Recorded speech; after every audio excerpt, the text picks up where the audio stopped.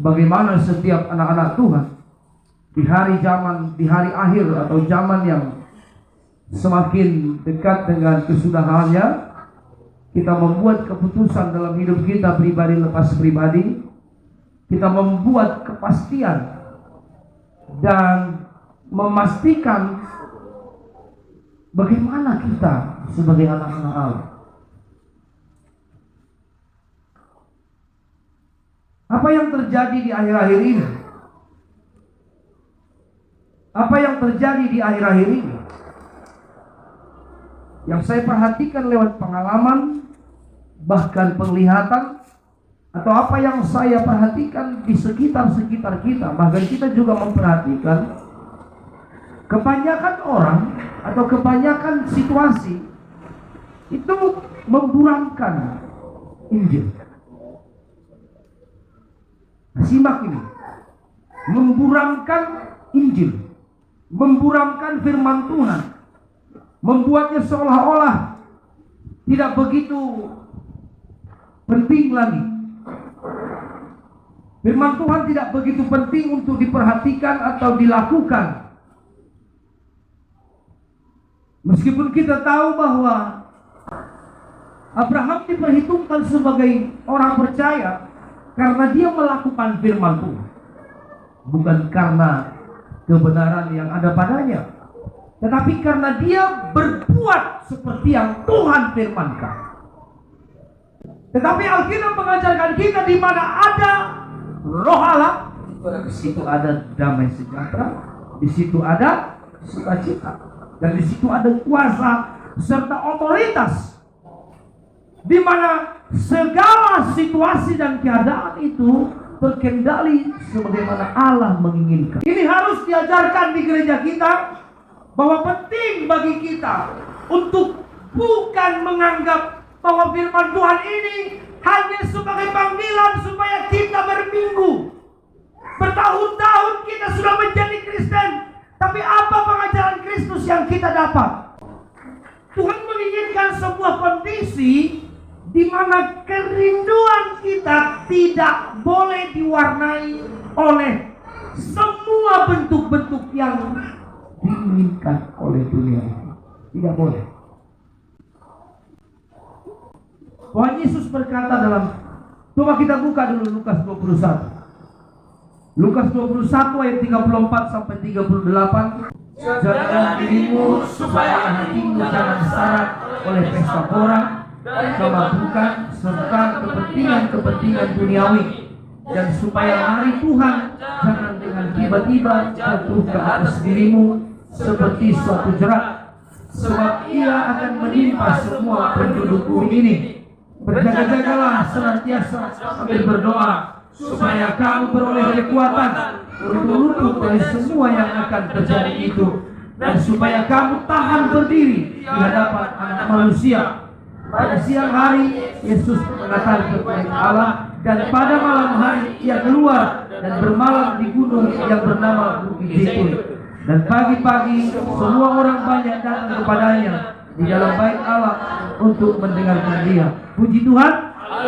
Nasihat supaya berjaga-jaga. Hal-hal baik yang dipandang manusia seperti apa yang dikatakan Tuhan, syarat dengan kepentingan duniawi. Banyak yang perlu dalam kehidupan duniawi, tapi jangan syarat. Banyak yang penting dalam kehidupan selama kita menumpang di sini, tapi jangan syarat.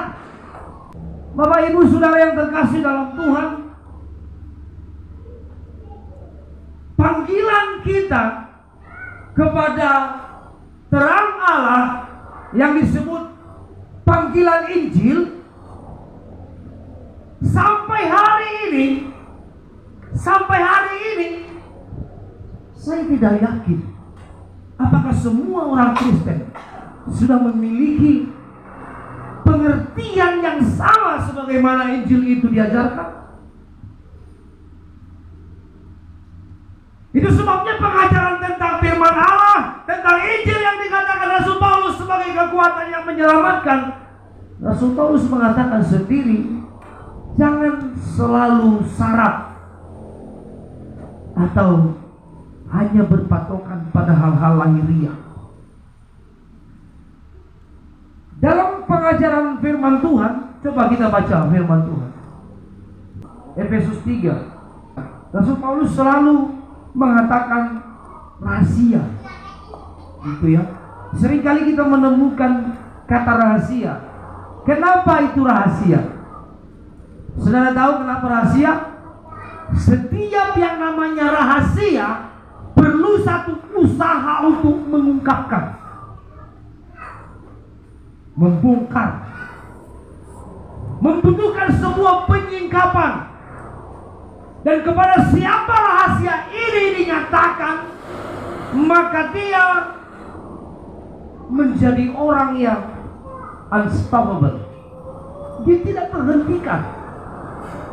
Dia melayani Tuhan tanpa henti, tanpa terhentikan. Bahkan setiap usaha setan untuk memhentikan dia tidak akan dihentikan. Bahkan segala kekurangan pun, bahkan segala kelemahan pun tidak akan menghentikan dia untuk melayani Tuhan. Itu kenapa disebut rahasia. Dan bagi orang-orang yang rahasia itu belum dinyatakan, sebab kadang kata-kata tidak akan cukup untuk menjelaskannya. Sebagaimana kekayaan Kristus yang tak terduga, kira-kira gambaran kekayaan apa yang ada di dalam pikiran kita? Atau seberapa besar kekayaannya itu menurut hikmat kita, menurut yang sudah kita tangkap sebagai anak-anak Tuhan, yang sudah sekian lama ikut firman, ikut gereja, ikut suami kah, ikut istri kah? Atau kita masih merupakan tanah kering yang tidak memiliki makna kekayaan itu?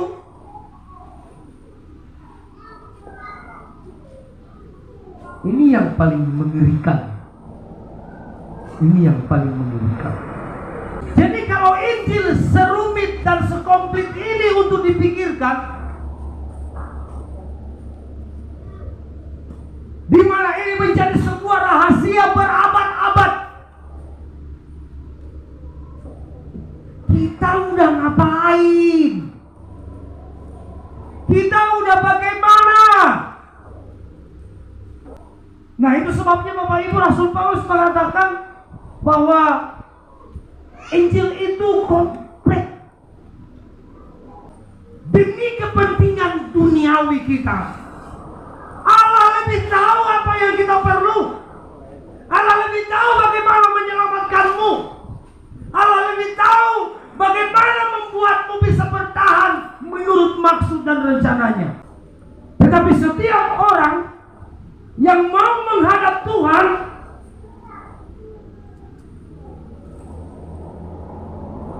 berjaga-jaga dan ambil bagian dalam pelayanan Injil. Sibukkanlah dirimu dalam pelayanan Injil. Sibukkanlah dirimu dan hidup untuk firman Allah. Dan saya mau bertanya kepada kita semua yang sudah lama menjadi Kristen, kira-kira kesibukan apa yang sudah kita ambil dalam bagian pemberitaan Injil itu? Atau Injil yang harus dihidupi karena di dalamnya terkandung rahasia. 1 Petrus 4 kita baca. Saudara-saudara yang dikasihi, janganlah kamu heran akan nyala api sisaan yang datang kepadamu sebagai ujian, seolah-olah ada sesuatu yang luar biasa terjadi atas kamu. Sebaliknya bersukacitalah sesuai dengan bagian yang kamu dapat dalam penderitaan Kristus, supaya kamu juga boleh bergembira dan bersukacita pada waktu Ia menyatakan kemuliaan. Tadi kita sudah mendengarkan panggilan kepada orang yang bukan Yahudi, yaitu Injil yang harus diberitakan kepada semua orang, yaitu bagaimana Tuhan Yesus mengajar. Itu Injil. Puji Tuhan.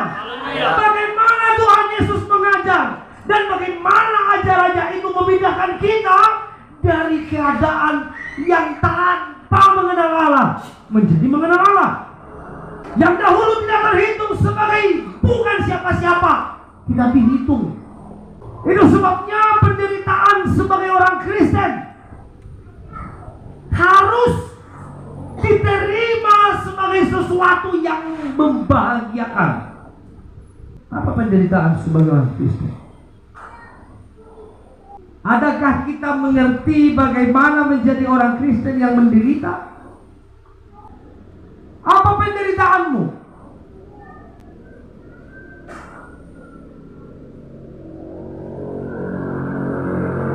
Kalah judi, lalu berjudi, dan penderitaan alani Kristusi, alani otong dei. Kalau kayak gini malas laku. Kalau kayak gini malas laku. Kristus semua. Tapi ayo kita belajar bersama-sama. Amin. Ayo kita mulai menata. Tidak lebih penting ikan mas yang dimakan daripada melakukan firman Tuhan. Upah yang diberi mahkota atau upah yang dijanjikan oleh Tuhan dalam panggilannya atau dalam keselamatan itu, sehingga kita semua ada dalam perlombaan. Coba dulu garis bawahi dulu perlombaan. Gimana berlomba kita? Merlomba sangat dong. Merlomba berkorban. Berlomba di hal-hal yang baik seperti ini. Berlomba di hal-hal mengingatkan. Bukan berlomba saling menonjolkan diri. Dan jangan sampai janji yang diberikan oleh Tuhan kita tidak bisa nikmati. Oleh karena kita ada yang asik dengan pikiran duniawi kita. Tidak bisa dipungkiri Bapak Ibu Saudara bahwa keinginan untuk selalu terlihat terhormat, terlihat berharga, itu semua orang pasti punya. Mulai dari anak-anak sampai dewasa, dia ingin selalu terlihat penting begitu. Dia ingin selalu terlihat bahwa dia memang sesuatu. Dia adalah seseorang. Tetapi kata firman Tuhan tadi, Injil itu isinya adalah panggilan untuk menderita. Jangan menuntut hormat satu dengan yang lainnya. Tapi ingat baik-baik, kalau kita tidak lagi menghormati pemimpin, pasti kau sakit. Kalau kita tidak menghormati gereja, pasti kau bukan Kristen. Dan kalau kita tidak menghormati waktu untuk beribadah, pasti kita sudah kehilangan maknanya. Kita kehilangan arti mengikuti Tuhan. Pasti. Saatnya ibadah ya ibadah. Bisa nggak kita menjamin bahwa kita sudah selamat dengan sekali seminggu beribadah? Hanya hari Minggu toh. Mas Aibi, sudah cukupkah ini menyibukkan diri kita tentang melakukan Injil? Tetapi dalam panggilan Injil, kita semua menerima panggilan yang sama, supaya rela menderita, rela rugi. Berilah dengan tulus dan ikhlas. Saya tidak ingin membungkus panggilan untuk memberi ini dengan firman Tuhan supaya seolah-olah bahwa dengan memberi sekian turun sekian gitu. Kalau kau kasih 100.000, maka besok turun 1 juta, 10 kali lipat toh. Kalau kasih 10 juta turun 100 juta, kasih 100 juta turun 1 miliar. Bukan begitu cara Tuhan memberi. Semua yang Tuhan beri itu kepada kita, itu takaran yang pas buat kita. Maka saya selalu berdoa, kalau Tuhan memberkatiku lebih, aku masih manusia enggak di mata sesamaku. Mulai Tuhan iha morau tuhi kalobi, Gak bisa mana pelihara ilapungmu. Maka kita bersyukur dengan semua keadaan. Saya bisa melihat orang-orang, kalau dia sudah pegang uang 2 juta saja, jalannya udah begini. 2 juta loh, kalau 20 juta,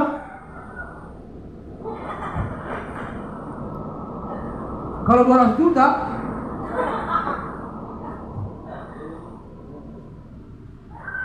rasanya dia enteng punya langkah. Tapi lebih baik seperti saya, tak pernah pegang, tak pernah punya uang. Saya terhitung sebagai orang yang paling menderita di dunia, apalagi yang namanya uang. Saya sudah melakukan perceraian, bukan talak lagi. Hei uang, mulai hari ini kita berpisah. Bijaksanalah. Itu artinya berjaga-jaga. Jadi jangan pusingkan dan bodohkan dirimu dengan hal-hal lahiriah. Puji Tuhan.